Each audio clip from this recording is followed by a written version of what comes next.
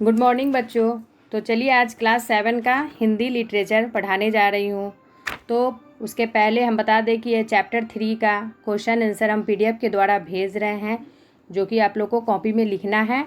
और उसके पहले बता दें कि हम तो आगे बढ़ते ही जा रहे हैं, तो उसके पहले आप लोग चैप्टर 1 का क्वेश्चन आंसर और पोयम याद करके उसको रफ कॉपी में प्रैक्टिस करना है। तो ये आप लोग का होमवर्क हुआ।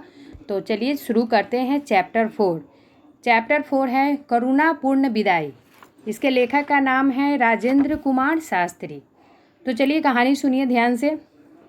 विद्यालय के बगीचे में खिले हुए गुलाब के लाल लाल फूलों को जब भी मैं देखता हूँ तो मुझे खुशी नहीं होती, मन एक अजीब उदासी से भर जाता है।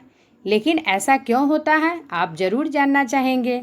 इसमें लेखक कह रहे हैं कि बगीचे में बहुत सारे गुलाब के लाल लाल फूल खिले हुए थे, जब भी उसको देखता था फिर भी खुशी नहीं होती थी, मन में क्या होता था, एक उदासी भर जाता था कि ऐसा क्यों होता है। बात यह है कि इस बगीचे को देखकर मुझे उसकी देखरेख करने वाला एक श्रमनिष्ठ माली की याद आ जाती है, और इस याद से जुड़ी हुई एक अत्यंत दुखद घटना जो भुलाए नहीं भूलती। तो जब भी इस बगीचे में मैं जाता था तो वहाँ एक मेहनत करने वाले एक माली की याद आ जाती थी, और उसके साथ बहुत सारी जुड़ी हुई एक दुखद घटना थी जो हम भूल नहीं सकते। इस माली का नाम था भगवती प्रसाद, पर सभी उसे भगवती कहकर पुकारते थे। बड़ा परिश्रमी था, वह कर्तव्य पालन में कभी ढिलाई नहीं करता। भूमि को फावड़े से खोद खोद कर क्यारी तैयार करता, फिर उसमें बड़े करीने से फूलों के पौधे रोपता, समय पर पानी देता, खुरपी लेकर पौधे की निराई गुड़ाई करता, फूल खिलने तो उसकी रखवाली का ध्यान रखता। तो माली का क्या नाम था, भगवती प्रसाद, और उसको सब कोई क्या होते, भगवती कहकर पुकारते थे। बहुत ही परिश्रमी था और अपने काम में कभी ढिलाई नहीं करता था, बड़ी कर्तव्य के साथ उस काम को करता था। और भूमि को फावड़े से मतलब खोद खोद कर क्या करता था, क्यारी तैयार करता था, फिर उसमें बड़े करीने से फूलों के पौधे को रोपता और समय पर पानी भी देता था, खुरपी लेकर पौधे की निराई गुड़ाई मतलब देखभाल करता था, फूल खिलने से उसकी रखवाली का ध्यान रखता। उसके लिए आराम हराम था, कभी वह आराम नहीं खोजता था कि हमको कुछ आराम मिले। घंटी बजती, विद्यालय की छुट्टी हो जाती, पर वह सूरज छिपने तक काम में जुटा रहता। घंटी बजता तो विद्यालय का छुट्टी हो जाता था, सभी बच्चे चले जाते थे, और सूरज छिपने तक वह उस काम में जुटा रहता। रविवार के अवकाश में भी उसे बगीचे में काम करते देखा जा सकता था।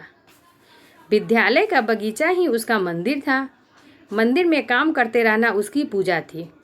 वह सोचता था कि जब भी रविवार के दिन छुट्टी रहता था उस बगीचे में वह काम करते देखा जा सकता था। विद्यालय का बगीचा सोचता था कि ये मंदिर के समान है और उसमें काम करते रहना वह पूजा समझता था। वह एक मैली कुचैली अधपटी बनियान और घुटने तक की धोती पहनता था। कुर्ता तो उसकी खास अवसर पर ही उसकी पोशाक में शामिल होती थी, और पैरों से जूती भी प्रायः नदारद में रहती थी। तो उनका क्या था कपड़ा, मैली कुचैली अधपटी क्या थी, गंजी थी, और घुटनों तक की धोती पहनता था, मतलब धोती और गंजी में ही वह रहता था। कुर्ता तो किसी खास अवसर पर ही उसकी पोशाक में शामिल होता था। पैरों से चप्पल भी उसका गायब रहता था। उसके स्वभाव में मधुरता थी, उसका स्वभाव बहुत ही मीठा था। उस सबको बहन कहकर बोलता, देखने की तो उसको मनाही न थी, पर कोई उसकी फुलवारी से व्यर्थ की छेड़छाड़ करे तो वह आग बबूला हो उठता था।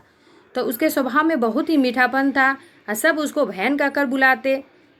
देखने की मनाही नहीं करता था, पर कोई उसकी फुलवारी से अगर छेड़छाड़ करता तो वह क्या करता था, आग बबूला होकर गुस्सा हो जाता था।